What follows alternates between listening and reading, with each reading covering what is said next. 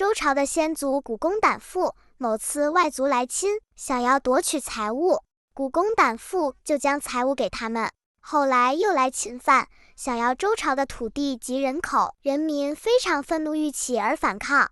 然而古公胆父却认为，人民拥护君主，就是要让君主为人民谋福利，如此外族来侵，想要土地以及人口，那么臣民归我与归他有什么差别呢？然而如果因为我而掀起战争，致使流血四溅，造成许多家庭破碎，我因此而为君王，我不忍心这么做。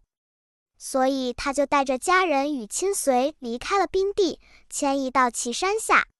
然宾地的居民却扶老携幼至岐山下，复归古公胆父，甚至其他国家的人民也听闻古公的仁德而来依附追随。